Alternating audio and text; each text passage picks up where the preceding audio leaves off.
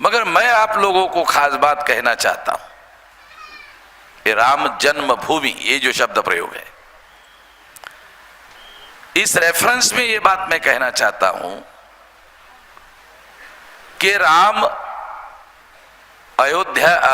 जो है कौशल्या के प्रथम पुत्र थे। और हमारे देश में एक परंपरा है,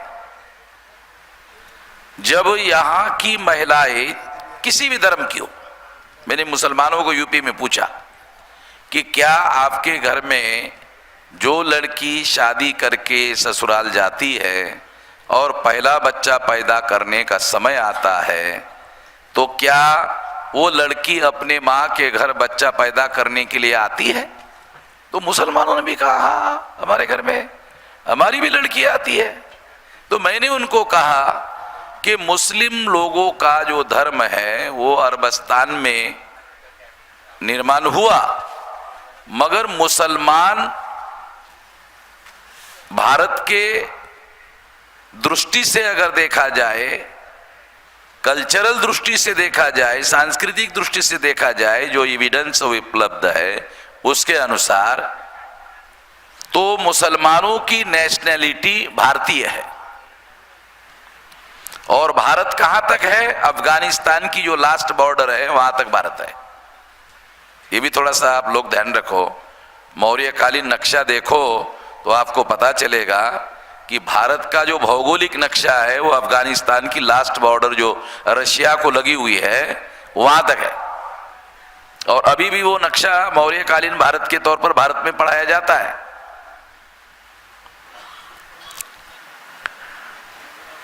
तो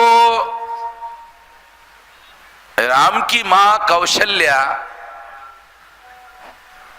अयोध्या में थी। अयोध्या कौशल्या की ससुराल थी।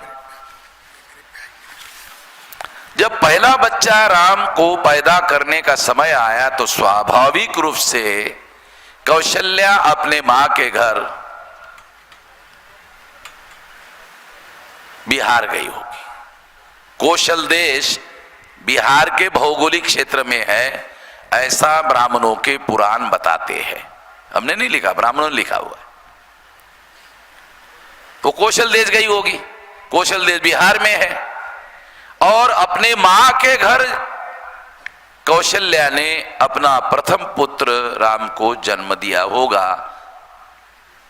ऐसा हमारे देश की जो परंपरा है उसके अनुसार मानना पड़ता है। दूसरी अहम बात मैं आपको बताना चाहता हूं, क्योंकि यहां कोई हिस्टोरियन तो है नहीं, मैं आपके जानकारी के लिए थोड़ा बता दूं। जो परंपराएं हैं हजारों साल से, दुनिया के तमाम हिस्टोरियन लोगों ने परंपराओं को हिस्टोरिकल एविडेंस के तौर पर स्वीकार किया। तो ये परंपरा है। इस परंपरा का हिस्टोरिकल एविडेंस बताता हूं।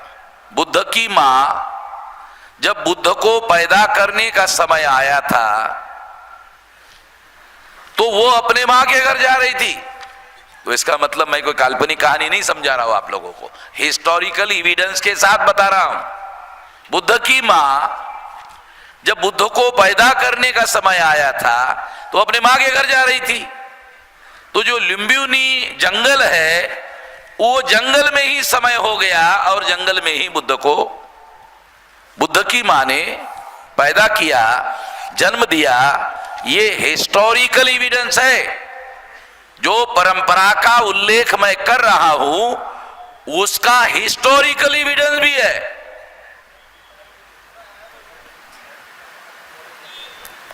तो मैं एक से ज्यादा एविडेंस जो है, क्रॉस एविडेंस भी बता रहा हूं।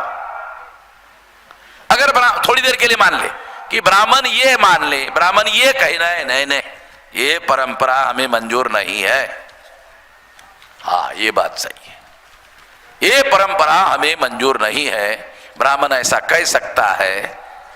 जब ब्राह्मण कहता है ये परंपरा हमें मंजूर नहीं है तो इससे सिद्ध होता है ब्राह्मण भारत का मूल निवासी नहीं है। मैं हिस्ट्री के ही एविडेंस को देकर विश्लेषण करके समझा रहा हूं। तो इस दृष्टि से अयोध्या राम की जन्मभूमि नहीं है, समझ रहे?